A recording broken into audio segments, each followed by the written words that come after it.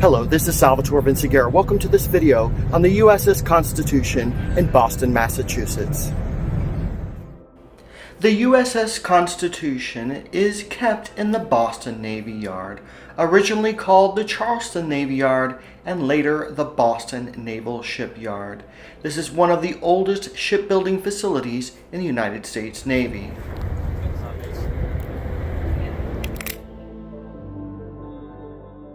The Naval Yard was established in 1801 as part of the recent establishment of the new U.S. Department of the Navy in 1795. After 175 years of military service, it was decommissioned as a naval installation on July 1st of 1974. The 30-acre property is administered by the National Park Service, becoming part of the Boston National Historic Park. Enough of the yard remains in operation to support the moored USS Constitution, or Old Ironsides as she was called, of 1797, built as one of the original 6 heavy frigates for the revived American Navy and the oldest warship still commissioned in the United States Navy. The Uss Cassin Young Dd 793, a 1943 World War II era Fletcher-class destroyer serving as a museum ship, is also berthed here. The museum area includes a dock, which is a stop for the MBTA boat water transport system in Boston. Among local people in the area and the National Park Service, it is still known as the Charleston Navy Yard.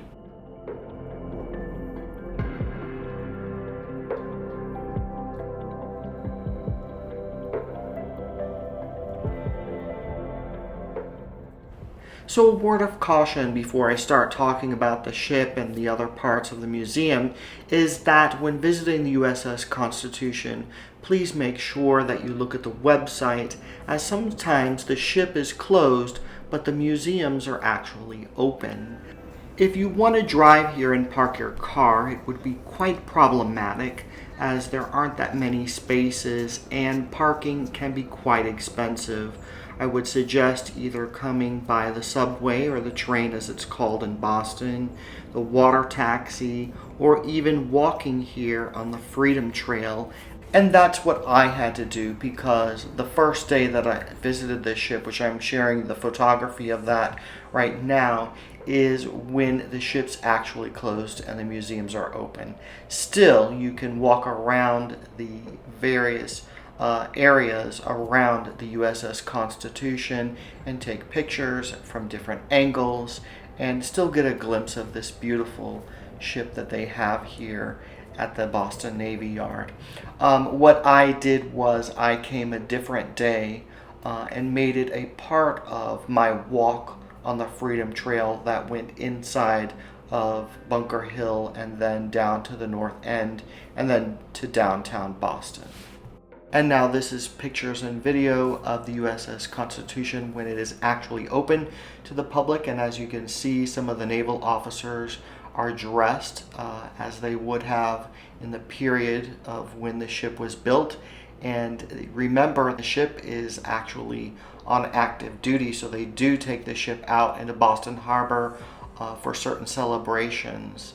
So it's pretty neat to see the naval officers and get to talk to them as a part of the trip. So make sure that you do this. I would also recommend that if you are visiting this ship, do it earlier in the day as there won't be that many people there. It'll be easy to walk around the ship and really photograph it if you're into that type of thing.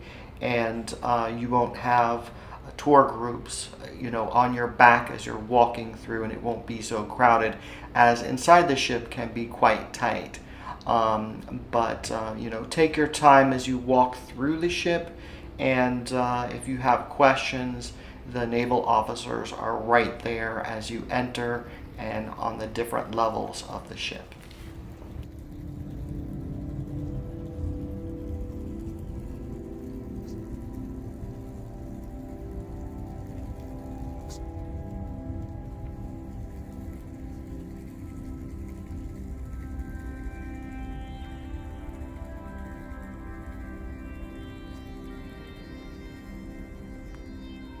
So as I'm giving you a tour of the USS Constitution, I'll also be sharing with you some of the information on how it is constructed, how it is armed for war, which wars it actually participated in, and also how it came to be restored and brought back to Boston as a museum ship today.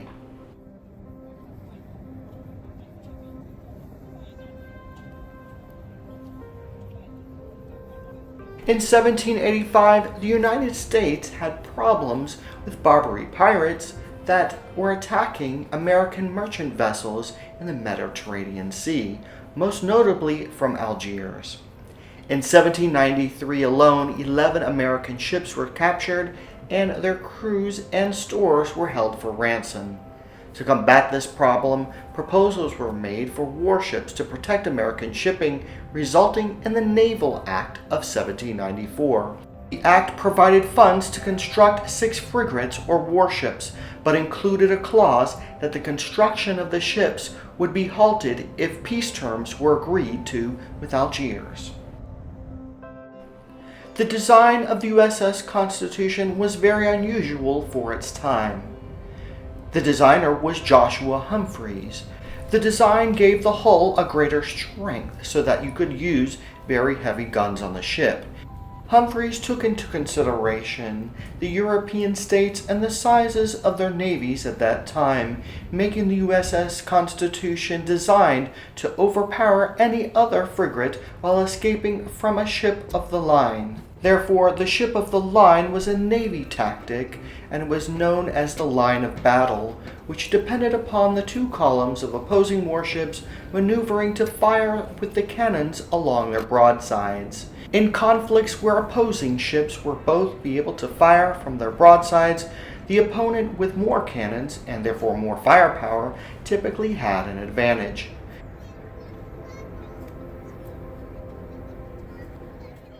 Be careful when boarding the USS Constitution, as sometimes it can be a little bit tricky going from the platform and then into the ship.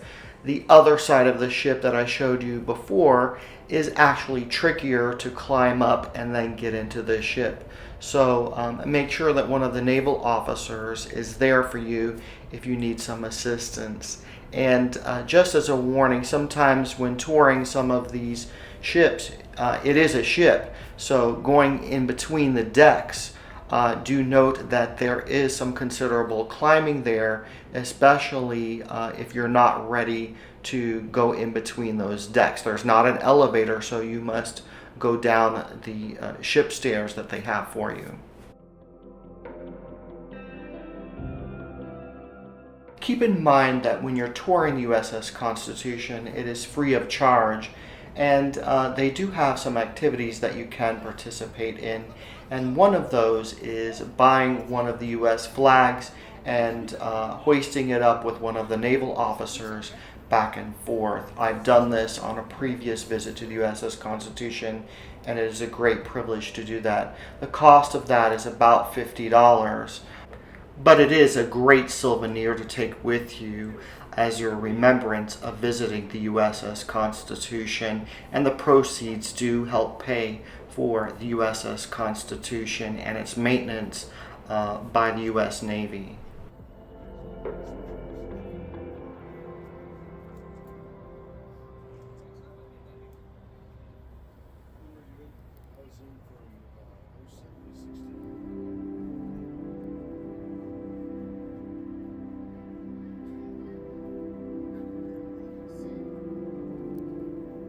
The USS Constitution's keel was laid down on November 1st, 1794 at Edmund Hart's shipyard in Boston, Massachusetts.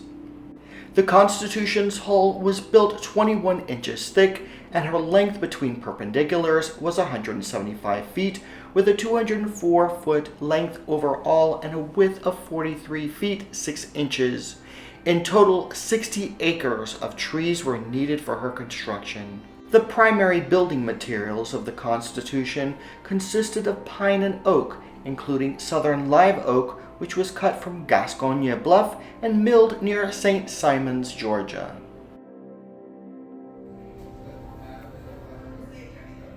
This is the gun deck of the USS Constitution. In March of 1796, a peace accord was announced between the United States and Algiers, and construction of the USS Constitution was halted in accordance with the U.S. Navy Act of 1794. After some debate and prompting by President Washington, Congress agreed to continue funding the construction of the three ships nearest to completion: the United States, Constellation, and Constitution. The USS Constitution's launching ceremony on September 20th, 1797 was attended by President John Adams and Massachusetts Governor Increase Sumter. Upon launch, she slid down the ways only 27 feet before stopping. Her weight had caused the ways to settle into the ground, preventing further movement. An attempt 2 days later resulted in only an additional 31 feet of travel before the ship stopped again. Another month of rebuilding the ways, the Constitution finally slipped into Boston Harbor on October 21, 1797, with Captain James Seaver breaking a bottle of Madeira wine on her bowsprit.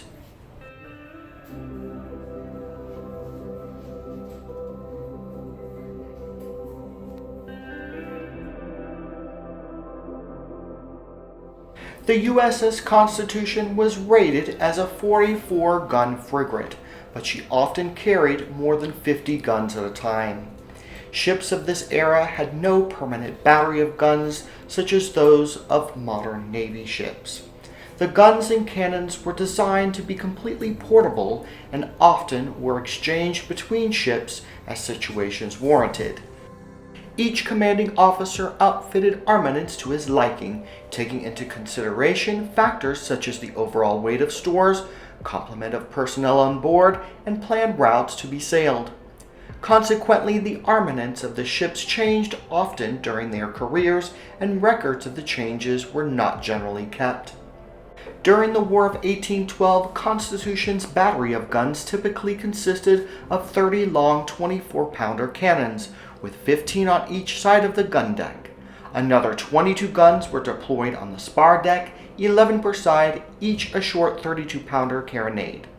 4 chase guns were also positioned, 2 each at the stern and the bow. All of the guns aboard the Constitution have been replicas since her 1927-1931 restoration. Most were cast in 1930, but 2 carronades on the spar deck were cast in 1983.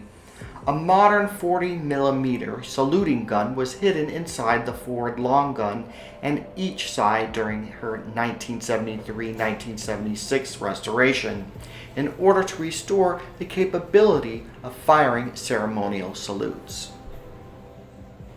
Now we're right below the gun deck, and this is the last deck that I think visitors get the opportunity to see. Some of the ship is always under a little bit of construction.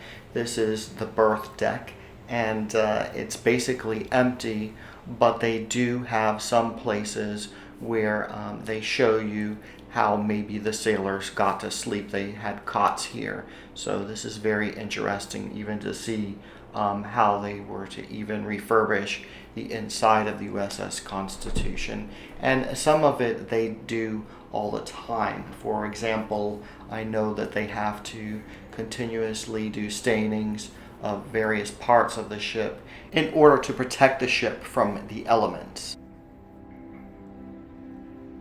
The USS Constitution's first duties were to provide protection for American merchant shipping during the quasi-war with France and to defeat the Barbary pirates in the First Barbary War. The USS Constitution is most noted for her actions during the War of 1812 against the United Kingdom, where she captured numerous merchant ships and defeated 5 British warships, the HMS Guerriere, Java, Pictou, Cayenne, and Levant. The battle with Guerriere earned her the nickname Old Ironsides, and public adoration that has repeatedly saved her from being scrapped. She continued to serve as flagship in the Mediterranean and African squadrons, and she circled the world in the 1840s. During the American Civil War, she served as a training ship for the United States Naval Academy. She carried American artwork and industrial displays to the Paris exhibition in 1878. Constitution was retired from active service in 1881 and served as a receiving ship. This is what the USS Constitution looked like in 1905 as a barrack ship in Boston. In 1900, Congress authorized restoration of Constitution but did not appropriate any funds for the project. Funding was to be raised privately. Most of the private funding and public funding for the Constitution at this particular time had failed for many years. Someone offered to buy the ship for $10,000, and it really became such a debacle with trying to restore such a historical piece of the United States history. Finally, in 1906, Congress authorized $100,000 for the ship's restoration. The barrack structure on the spar deck was removed, and limited amount of funds allowed the partial restoration of the ship. In 1907, the Constitution began to serve as a museum ship with tours offered to the public. An inspection of the USS Constitution in 1924 found her to be in very poor condition, with her taking on water which had to be pumped out on a daily basis. The estimated cost of repairs at this time was anywhere between $400,000 and $745,000. The Elks Lodge was the first private organization to help school children raise pennies for the USS Constitution, raising $148,000. Eventually, after raising $600,000 in private donations and Congress throwing in $300,000 to complete the restoration of the USS Constitution, it was restored with a cost of $946,000. This restoration made the USS Constitution seaworthy again, and she was recommissioned on July 1st, 1931. In 1934, the USS Constitution completed a 3-year, 90-port tour of the United States. She sailed under her own power for her 200th birthday in 1997 and again in August 2012 to commemorate her 200th anniversary of her victory over the British warship the Guerriere. Today, the USS Constitution's mission is to promote understanding of the Navy's role in war and peace through educational outreach, historical demonstration, and active participation in public events as a part of the Naval History and Heritage Command. As a fully commissioned naval ship, her crew of 60 officers and sailors participate in ceremonies, educational programs, and special events while keeping her open to visitors year-round and providing free tours. The officers and crew are active duty Navy personnel, and the assignment is considered to be a special duty.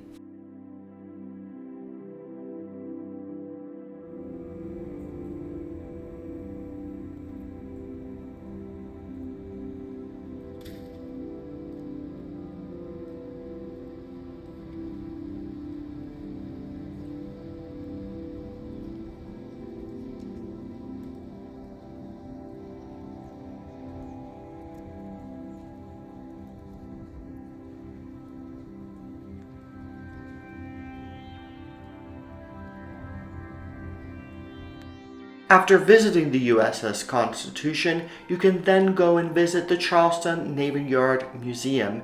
This is also a museum that is free of charge and is run by the naval officers and the National Park Service. Inside of this museum are some artifacts and a little bit of more of the history of the USS Constitution and the Navy Yard itself, showing you how some of the ships are built, what the materials are that were used on some of these ships, and basically what this yard was used for. After visiting this museum, you may also want to see the USS Constitution Museum, which is on the other side by the Cassin Young. And the gift store in both of these are quite remarkable. They have some really neat items for sale inside. that have to do with the USS Constitution and the Boston Navy Yard. And I would highly suggest that if you wanted to spend the entire day, maybe do the USS Constitution in the morning with this museum and then try to have lunch and go and see the other museum. The downside of doing that is there aren't really places to eat in this area as it's quite secluded. So you may have to get on the bus or walk to the north end, which isn't a bad thing to do. It's about a 20-minute walk to the north end from this point here, and it's quite a unique walk as it's a part of the Freedom Trail. It gives you more of a perspective of the Navy Yard and then the older parts of Boston. So if you're interested in that, and especially the great Italian food that they have in the north end, certainly there's a lot to do in the Charleston, Boston Navy Yard area. And this would be a great place to take people who are very interested in naval history, maybe people who are interested in nautical history and boats. It's still a part of the United States history just to see the USS Constitution in the extraordinary feat of just preserving such an important part of our history and keeping that alive for many years to come. This is Salvatore Vinciguerra. Thank you for watching this video on the USS Constitution in Boston, Massachusetts. If you like this video, please like it, subscribe to this channel, and have a great day. Thank you.